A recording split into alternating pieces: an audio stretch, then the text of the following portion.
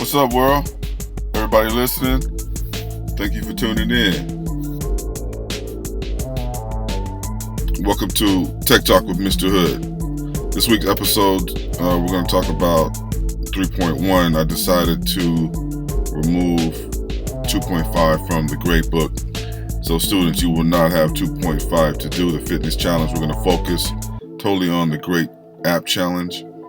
And last week I went over the problem introduction, the design brief, and design thinking. So what you want to do this week is come up with your solution, present a prototype. And then this week, May 4th, we're going to continue talking about design. We will have a Nearpod quiz, and we're looking for you to define the problem, what it is you're going to do, if you're going to work with someone. Also, build and test. We want to make sure that we build and test. Again, I have removed 2.5 from the grade book. There's a lot of work to do. So you want to focus in on 3.1 for this distant learning. We only have one more app to go, and that is 3.1. Please continue working if you haven't finished some of the previous apps we worked on, and you are definitely welcome to modify an existing app that we've already worked on in this class. So you can also do that. And also make sure to look for some of the MOS certification content that you have. The last week of May, we're going to go ahead and get you guys certified. Those of you who want to do it on Word or Excel, continue working on geometrics, and you can continue working on the handouts that I'm going to post on the classroom. And continue, if you have any questions, also post it as a comment or just shoot me an email. Also, so this week, in terms of what I want to talk about with different technologies and different apps, I'm going to continue focusing on COVID-19. What I also found and what I wanted to say was there's a lot of different apps that are coming out, a lot of open source projects. You might want to check out. I'm going to post a few. I had a chance to research something called Open Trace. You can look at Open Trace as an open source project that you can download, and has different ways of setting up your own app if you want to develop an app regarding COVID-19 or any kind of tracing app. It's pretty interesting how it works. I'm still kind of researching it, but from what I can tell, most of the research is pointing to using Bluetooth if you want to maintain users' privacy.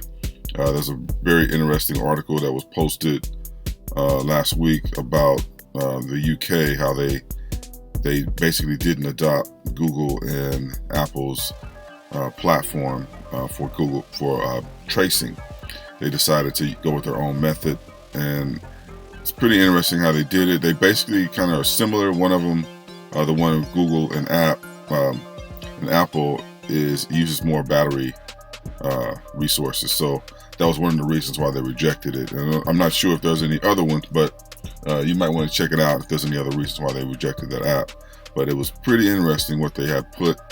And there is an article I'll post it on my website, and you can review on your own. And if you have any other questions on that, definitely just give me a shout out on that. Also, I wanted to read something that was pretty interesting that I saw about Apple, and you can check it out on your own. But basically, they're not allowing anyone. I'm going to read specifically what it says. It says, the following statement is from Apple to ensure credibility of health and safety information. Apple is only accepting COVID-related apps from recognized entities such as government organizations, health-focused NGOs, companies deeply credentialed in health issues, and medical or educational institutions. Only developers from one of these recognized entities should submit an app related to COVID-19 to the App Store. So that's what I have from Apple.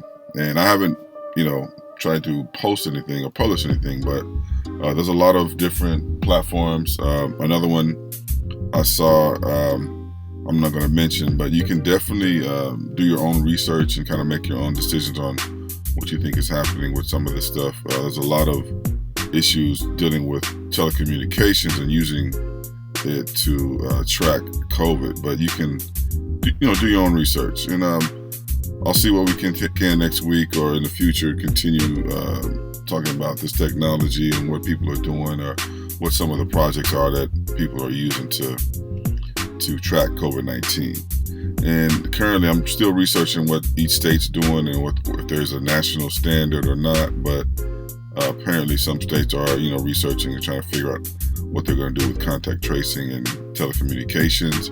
Also, this week, I saw last night where the UC, president of California basically said for schools, the UCs in the fall, in order to have class, they got to have three things. The first thing is a quarantine plan. Also, they need to have a testing plan and a contact tracing plan. So I thought that was really interesting. So according to the UCs, in order to have school in the fall, you need to have those three things. Now, how they're going to implement those three things, I'm not really sure. What contact tracing app they're going to use, I'm not really sure. But it's really interesting to see how this is evolving. You might want to pay attention to it and just, keep updated on it. Okay. And I'll try to keep bringing you more info on it and just kind of see what we can do regarding what's happening with some of the mobile technology as it relates to COVID-19 and what other apps you might want to research to try to see if you can, even create your own, download some APIs or see what you want to do with mobile app development on your own. And that's it for today. And we'll talk next week. Tech Talk with Mr. Hood.